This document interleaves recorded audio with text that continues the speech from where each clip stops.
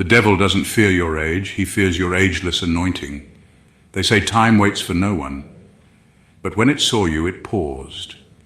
Here's the truth most people won't admit. You don't look like what you've been through. And that alone has confused, frustrated, and exposed a lot of folks around you. Why? Because in a world obsessed with appearances, people assume youth equals weakness, beauty means simplicity, and softness means submission. Plot twist. You were never fragile, you were just well preserved for a higher assignment. Scientific fact. Stress literally accelerates aging. But somehow you've endured betrayal, warfare, heartbreak, spiritual ambushes, and still you walk into rooms looking like you just left a spa. That's not skincare, that's soul care, that's divine covering. They thought you were easy prey because you looked young, unbothered, and radiant. But what they didn't know, you're the storm in disguise, a seasoned warrior hidden behind a baby face. So buckle up, because we're about to shatter the illusion, expose the miscalculations, and reveal exactly why your youthful glow was the bait and your anointing is the trap. And hey, if someone offers you anti-aging cream, just smile and say, I was sealed by God, but thanks. Number one, they mistook preservation for passivity. They mistook preservation for passivity. And that was their biggest mistake. Because you didn't look weathered or worn out, they assumed you hadn't been through much. You looked too young, too calm, too put together to have wisdom. So they played with your name, underestimated your silence, and thought you were someone they could mold, manipulate, or mock. What they didn't know is that God had preserved you, not to make you look good, but to make you unpredictable. See, people trust pain they can see. They believe someone's mature when they look like life has knocked them around a few times, but you've been through hell. And you came out not just standing, but glowing. You walked through fire, and instead of ashes, you came out with oil, and that oil made you look fresh, vibrant, and untouched. That confused them. It offended them. They couldn't understand how someone who didn't look broken could still be so powerful. So they misread you. They assumed that because you didn't come with scars on your face or complaints on your lips, you were passive, easy to dismiss, easy to fool. But you weren't preserved because you were weak. You were preserved because God didn't want your pain to become your personality. He covered you so you wouldn't carry the appearance of what tried to destroy you. They thought your calmness meant you had no fight in you. They didn't realize it was self-control. They thought your kindness meant you were gullible. They didn't see the sword behind your smile. That's why when you finally stood up, spoke out, or cut ties, they were shocked. They never saw it coming because they never looked deep enough. What they called innocence was really intelligence. What they called youth was just divine strategy. You weren't behind. You were hidden. And now that you're showing up, they have no idea how to handle someone who looks harmless, but has the power to dismantle everything they thought they had control over. Number two, they judged the vessel, not the voltage. They judged the vessel, not the voltage. That's where they got it all wrong. Because you didn't walk around with loud energy or dramatic flair, they assumed there was nothing significant about you. They looked at your size, your age, your calm demeanor, maybe even your soft tone, and thought they had you figured out in 5 seconds. To them, you didn't look powerful. You didn't match the stereotype of someone they needed to respect or be cautious around. So they treated you like a background character in a story that God had actually written you to lead. What they couldn't see was what was running through you, the voltage, the frequency of your soul, the divine current that only spiritual eyes could recognize. You carry a level of depth, discernment, and raw spiritual force that doesn't show up on the surface. You don't shout it, you don't need to. Because real power doesn't have to prove itself to be real, it just is. They didn't know your story.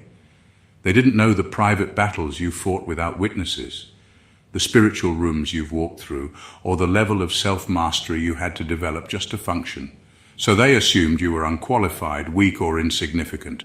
But you were just silent on purpose. Powerful people don't perform, they prepare. By the time they realized how dangerous your presence was, it was too late. You'd already shifted atmospheres, ended cycles, and broken spiritual contracts they didn't even know existed. And now they're left confused because someone they looked down on disrupted everything they were trying to build in darkness. That's what happens when people get caught up in appearances. They forget that God has a habit of hiding nuclear force in quiet containers. You don't have to look like power to be power. And you don't need external validation when you've been internally charged by something divine. The voltage you carry will outlive the opinions they formed, because you weren't built to impress them. You were built to disrupt what they were too arrogant to protect. Number 3, you've aged in spirit, not in skin. You've aged in spirit, not in skin, and that's what threw them off. They saw your face and thought you were still figuring life out. They looked at your glow and assumed you had nothing to teach.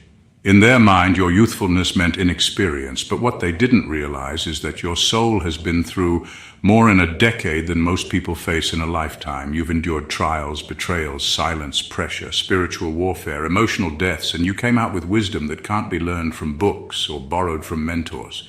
You don't just have years behind you, you have depth. You see through people in seconds. You catch energy shifts without a word being said. You know when something's off before the signs even show. That's not just awareness, that's spiritual maturity. You grew in the dark where no one was cheering you on and where validation never came. And while others were busy chasing titles, trends, and attention, you were busy learning obedience, discernment, and restraint. Quiet power. So yes, your skin is smooth. Yes, your laugh still sounds young. But your mind is sharp and your soul is ancient. You don't react, you read. You don't panic, you perceive. That's why people older than you come to you for advice. That's why you can walk into rooms and hold your ground without raising your voice. You've aged internally and they can't figure out how.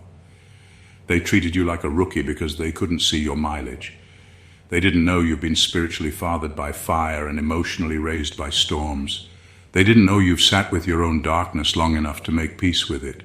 That kind of growth doesn't show up on the surface. It lives in your posture, your energy, your presence. That's why they're confused. Because you look like youth, but you move like someone who's been trained by time itself. They don't understand how both can exist in one person. But that's what makes you chosen. You're not defined by age. You're defined by what you carry. And what you carry is light forged in shadows. Number 4, your innocence was an intimidation they didn't understand. Your innocence was an intimidation they didn't understand. You didn't come back angry. You didn't become hard, cold, or cynical like they expected. That's what shook them. After everything you went through, you still had softness in your eyes, warmth in your voice, and purity in your intentions. You still smiled with your whole face. You still led with kindness, and to them that was confusing, threatening even. People are used to pain changing others. They expect it. They depend on it. Because if you had come back bitter, they could have pointed and said, "See, they're no better than us." But you didn't. You came back brighter, wiser, yes, but still full of compassion, still full of grace. And that made them nervous because it meant you survived without becoming what hurt you. That meant you won. They couldn't understand how someone who's been lied to, betrayed, underestimated, excluded, and mocked could still walk in love, still forgive, still choose peace. That kind of softness is rare and dangerous because it exposes the bitterness in others. Your innocence didn't mean you were naive. It meant you chose not to let the world poison your core, and that takes more strength than vengeance ever could. They tried to provoke a version of you that would curse them, but you blessed them instead. They wanted to ruin your spirit, but it returned cleaner. They needed you to break so they could feel justified, but you healed quietly, thoroughly, and unapologetically. That's why your presence unsettles them. It's a mirror they didn't ask for. They didn't realize your softness was forged in struggle, that your kindness is backed by clarity. You're not innocent because you haven't seen evil. You're innocent because you refuse to become it. And that scares people who gave up on their own light a long time ago. You didn't lose your softness. You mastered it. Number 5, they mistook divine delay for immaturity. They mistook divine delay for immaturity. Because you weren't moving loud or fast, they assumed you weren't moving at all. You weren't flashing achievements every month. You weren't in everyone's face with proof of success. So they labeled you as slow, unsure, even lost. In their mind, if you weren't rising visibly, you must not be rising at all. But what they didn't know was that God was doing something deeper with you, something that doesn't fit into their rushed timelines or shallow definitions of success. They called it stagnation, but it was really strategy. God was building you in layers, not in likes. He was teaching you endurance, not just excitement. You weren't being overlooked, you were being hidden. Because what he's doing through you wasn't meant to start with a bang and fade out. It's meant to last. It's meant to shift atmospheres, not just impress followers. People expect greatness to show up fast. They expect early wins, overnight success, viral moments.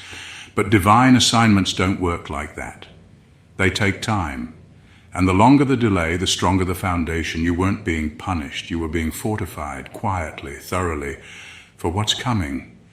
They thought you lacked direction, but really you were being deeply aligned. They thought you weren't ready, but it was the other way around. They weren't ready for the kind of impact you're about to have. You weren't behind.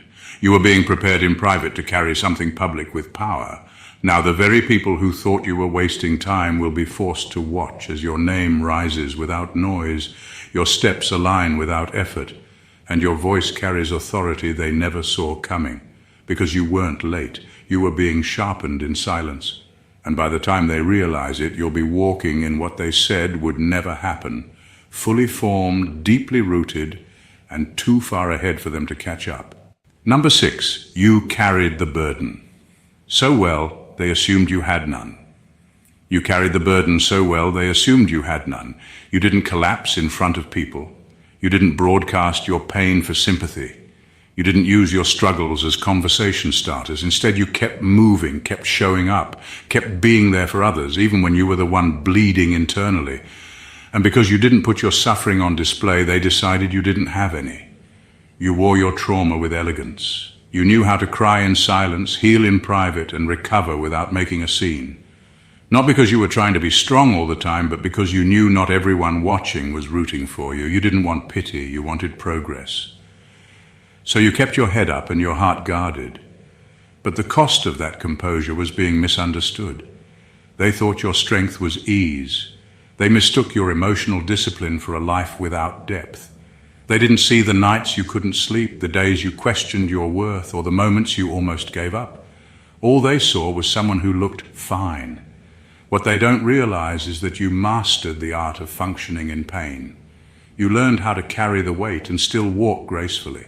You became so good at surviving that your survival looked effortless, and that confused them. It made them compare your calm to their chaos and assume your life must be easier. But ease had nothing to do with it. You simply refused to let pain become your personality. You didn't avoid the burden, you just carried it with dignity. That's what they couldn't understand. You weren't pain-free, you were just purpose-driven. You were bleeding and building at the same time. So now, when they see how composed, grounded, and clear you are, they think it was always like this, but they have no idea how heavy it was. They have no idea what it cost you to smile. You didn't carry less. You just refused to carry it in a way that gave them control over your narrative. That's not denial. That's spiritual discipline. Number 7, you looked young, so they thought you were weak until you handled storms like a veteran. You looked young, so they thought you were weak until you handled storms like a veteran. They looked at your face, your energy, your lightness, and instantly underestimated you. To them, you didn't look like someone who had been through anything serious. You looked too calm, too collected, too fresh. And in their world, strength has to come with rough edges, visible scars, and loud stories. So they decided you were soft, easy to shake, easy to intimidate. They didn't know what you had survived. They didn't know how many storms had tried to break you long before they ever met you. They had no clue how many times you had to pull yourself out of darkness with no hand to hold, no applause, and no safety net. You'd been through spiritual storms that would have crushed most of them. And you came out with wisdom, not wounds. So when life hit again, and it did, they were waiting for you to fall apart. They were watching for the moment you would crack, fold, or disappear. But you didn't. You stood firm, you adjusted, you moved through chaos with precision. You didn't panic. You didn't spiral. You handled it with a quiet, focused strength that left them confused. That's when everything changed. The laughter stopped. The jokes stopped. The mocking turned into curiosity. Because when people see someone who looks soft but moves like steel, it rattles their assumptions. They couldn't process how someone who looked so unbothered had the endurance of a seasoned fighter. They started asking questions behind closed doors, watching more closely, trying to figure out who trained you, who made you this resilient. What they didn't know is that life trained you. Pain matured you. God prepared you in silence. Your youthfulness was never a reflection of weakness. It was divine camouflage. By the time they realized they had misjudged you, it was too late. You had already proven that you didn't just survive storms, you learned how to command them. And number 8, they projected their aging onto your advancement. They projected their aging onto your advancement. They saw your glow, your energy, your presence, and something about it made them uncomfortable. Not because you did anything wrong, but because you reminded them of who they stopped being. You carried a light they no longer recognized in themselves. You had movement while they felt stuck. You had clarity while they felt confused. So instead of reflecting on their own stagnation, they tried to turn you into the problem. They mocked what they couldn't access, made jokes about your appearance, your voice, your style, anything to make themselves feel bigger while shrinking you. But deep down, their bitterness wasn't about you. It was about them, the years they wasted, the risks they didn't take, the joy they buried. And now here you are, advancing, evolving, walking in purpose, and they don't know how to handle that without lashing out. They made it about your age. They said you were too young, too optimistic, too idealistic. But what they really meant was, you remind me of a version of myself I gave up on. And that's why they had to throw shade, because your presence exposed their regret. And instead of owning that truth, they projected it onto you. Your timelessness challenged their timeline.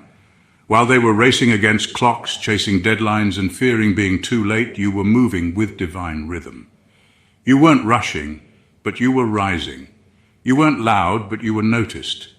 And that quiet progress made their own delays feel more painful. They couldn't explain how you looked rested while they looked worn out. They couldn't process how someone younger, sometimes even less experienced on paper, carried more authority, more clarity, more inner peace. So they tried to level the field with mockery. But mockery doesn't stop momentum, it just reveals insecurity. The truth is, your advancement wasn't a threat, it was an invitation. But instead of rising with you, they resented you, and now they're watching from a distance, still talking while you're still glowing. Number 9, your anointing preserved what time should have eroded. Your anointing preserved what time should have eroded. By every natural law, you should look exhausted by now, worn down, tired. Life has hit you hard, again and again. The stress, the pressure, the betrayal, the constant battles in silence. If people knew the weight you've carried over the years, they'd expect to see cracks. They'd expect to see age written across your face and heaviness dragging down your spirit, but instead you look lighter, fresher, stronger. And they cannot figure out why. What they do not understand is this: your anointing did not just help you endure the seasons sent to destroy you, it protected what those seasons were designed to take. You were not just surviving the fire, you were being sealed in it. Every time life tried to erode you, God reinforced you. Every time something tried to age your spirit, He renewed it. You were restored in places no one could see. People look at you and assume your path has been smooth because your appearance doesn't match their definition of struggle. But what they fail to see is that you did struggle hard. You just did not carry it in a way that let it steal your identity. You didn't allow bitterness to age you. You didn't allow heartbreak to ruin your softness. You didn't let the burdens shape you into something cynical or cold. Instead, your anointing created a shield, a spiritual filter that turned what was sent to break you into fuel that refined you. That is why you look the way you do now, not just youthful in face, but preserved in essence. You do not carry that heaviness others do. You do not show the signs of decay, even though you have walked through more destruction than most. Your anointing absorbed the damage and gave you back more light, more life. The enemy's plan was not just to hurt you, it was to drain you, to make you wear your wounds like weights. But God flipped the script. Instead of erosion, you experienced elevation. Instead of aging under stress, you grew stronger in grace. You did not just outlive the attack, you outshined it. You did not just resist time, you reversed the toll. And that is what happens when anointing overrides natural law. You become a walking contradiction to everything the enemy said would finish you. Number 10, they confuse silence with submissiveness. They confuse silence with submissiveness because you didn't argue, because you didn't clap back, because you didn't put your business out there or make a scene when you were disrespected. They assumed you had no fight in you. They thought your quietness meant weakness. They saw your stillness and mistook it for fear. But the truth is, you weren't scared. You were focused. You were paying attention. You were gathering information. You were letting people reveal themselves without interruption. You weren't quiet because you had nothing to say. You were quiet because you had too much wisdom to waste. You understood that power doesn't have to prove itself, that real moves are made in silence. And while they were making noise for attention, you were building in private. You were aligning your spirit. You were healing. You were strategizing. You were preparing for a future they didn't believe you were qualified for. And now that the fruit is showing, now that the doors are opening, now that the light is hitting what you built in the dark, they don't know what to do with it. So they call it luck. They act confused, as if success just happened to you, as if you stumbled into elevation without effort. But this was never random. This was intentional.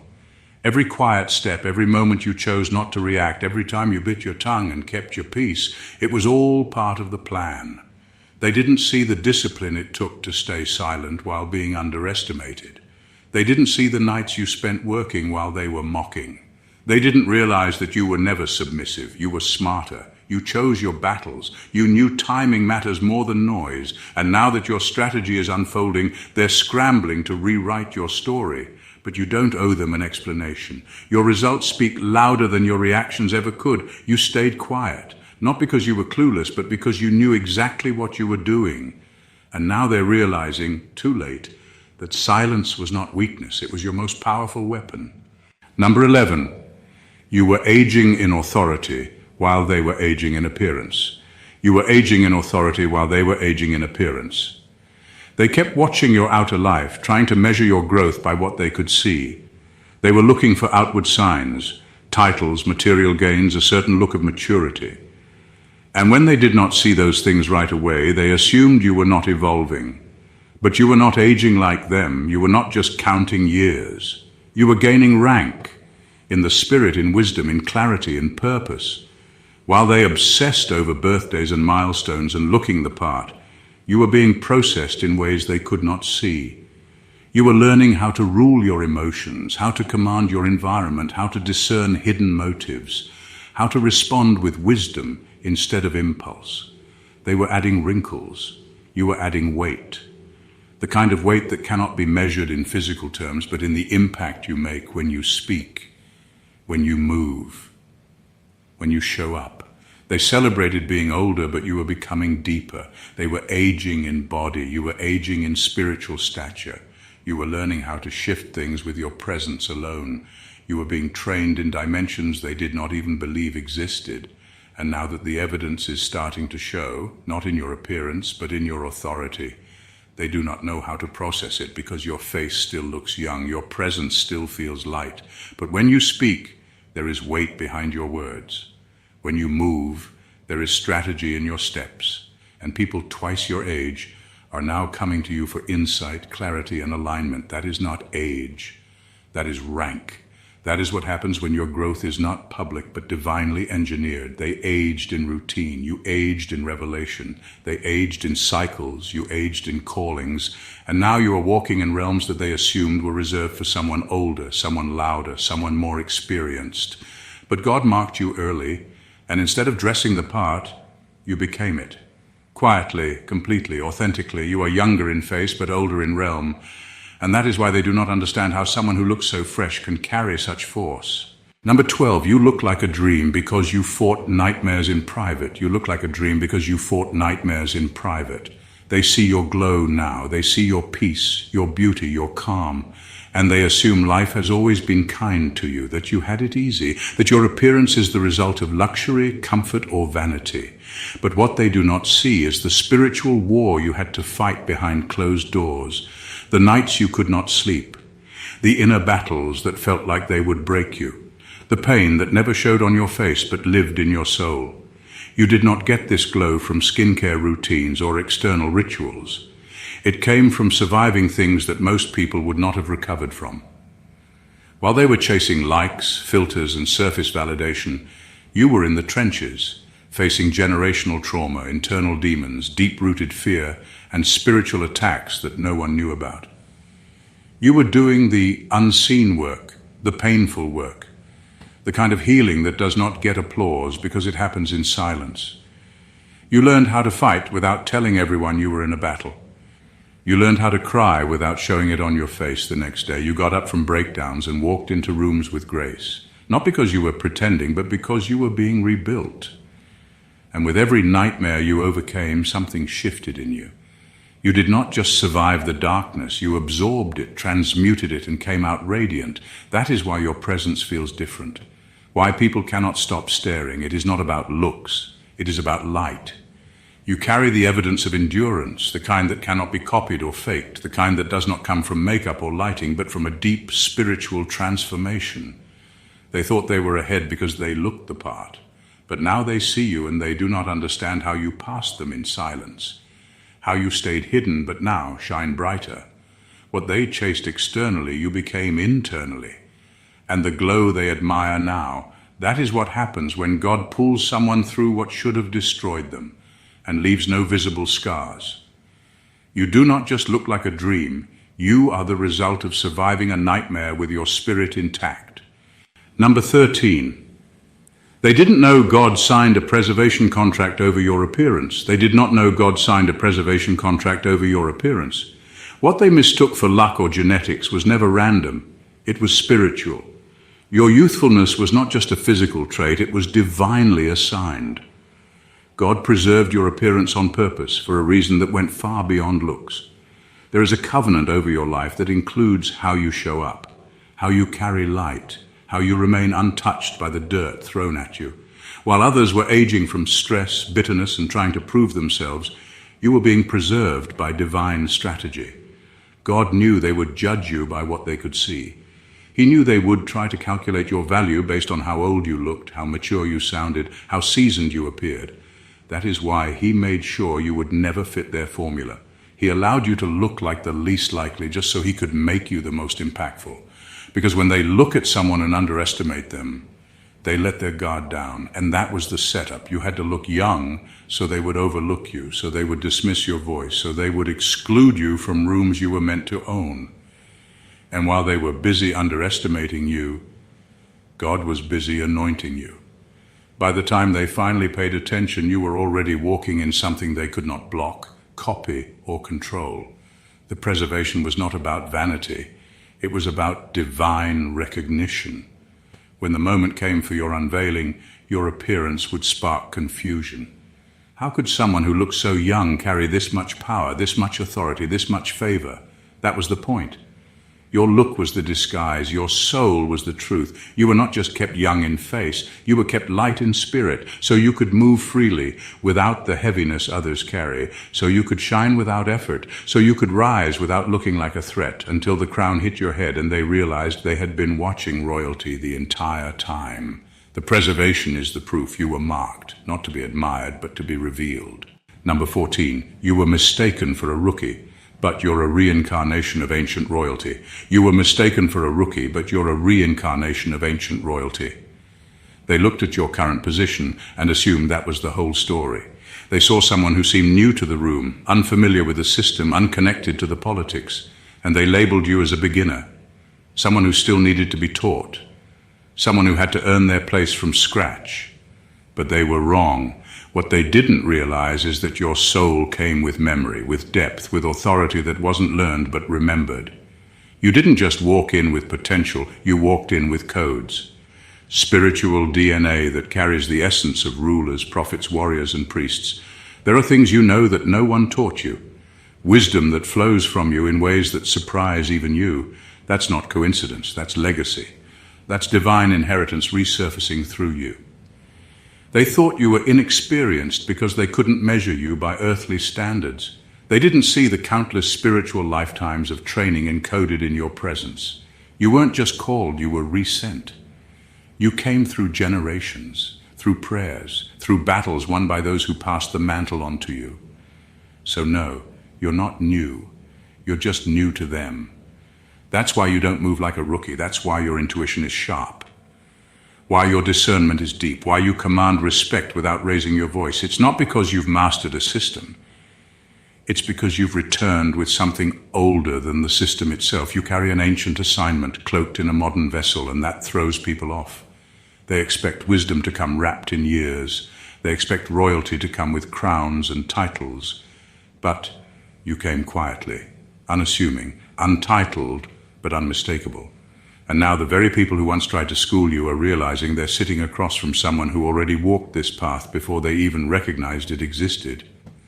Age has no grip on you because you don't live by its rules. You were born marked. You don't need a lifetime to prove what your spirit already knows. You are not becoming, you are remembering. And they're just now starting to understand that they never met a rookie. They met a soul returning to reclaim what was always yours. They thought your youthfulness was a weakness. They thought your silence meant ignorance. They thought your glow was vanity, your softness was naivete, and your calmness was proof that you had not been tested, but they were wrong, profoundly wrong. Because what they failed to realize was that you were never ordinary.